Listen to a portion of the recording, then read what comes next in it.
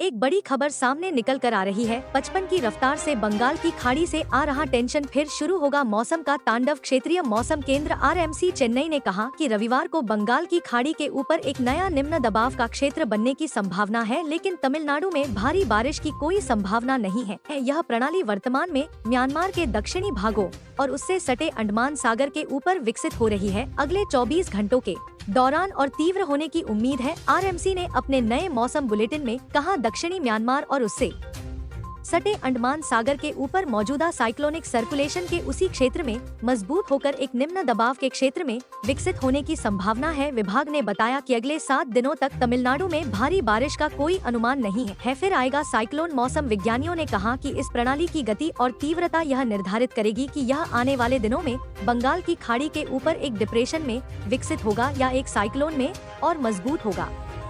फिलहाल अगर परिस्थितियां अनुकूल रहीं तो इसके उत्तर पश्चिम की ओर बढ़ने और इस सप्ताह के अंत में आंध्र प्रदेश और उत्तरी तमिलनाडु के तटीय क्षेत्रों में छिटपुट वर्षा होने की उम्मीद है। गुजरात में फिर होगी बारिश। आईएमडी के अनुसार इस कमजोर होती प्रणाली के अगले 24 घंटों में उत्तर पूर्व की ओर उत्तर पूर्वी अरब सागर और दक्षिण गुजरात तट की ओर बढ़ने की संभावना है और संभवतः विलुप्त होने से पहले फिर से एक छोटे निम्न दबाव क्षेत्र में विकसित हो सकती है। तमिलनाडु में बिगड़ेगा मौसम। भारतीय प्रायद्वीप के दोनों ओर विकसित हो रही मौसम प्रणालियों के बावजूद अधिकारियों ने कहा कि तमिलनाडु में पूरे सप्ताह मौसम आमतौर पर शुष्क रहेगा और कुछ स्थानों पर हल्की या मध्यम बारिश की ही संभावना है।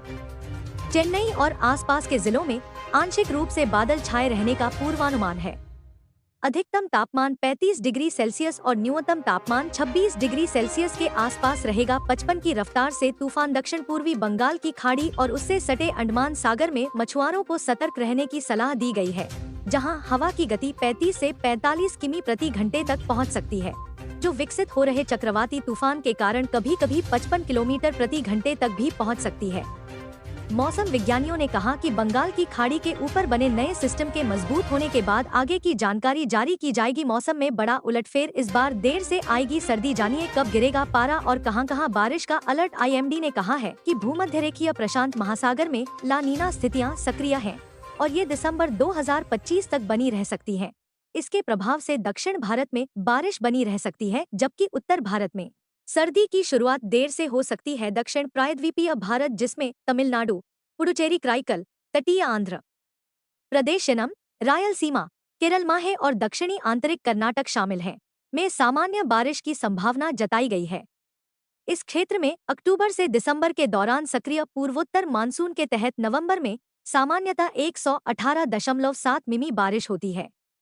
आईएमडी के अनुसार दक्षिण भारत, उत्तर पूर्वी राज्यों और मध्य भारत के बड़े हिस्सों में सामान्य से अधिक या सामान्य बारिश हो सकती है। वहीं उत्तर पश्चिम भारत तथा दक्षिणी प्रायद्वीप के कुछ हिस्सों में बारिश सामान्य से कम रहने की आशंका है। वहीं पंजाब और हिमाचल प्रदेश में मंगलवार से 2 दिनों तक भारी बारिश की संभावना जताई गई है।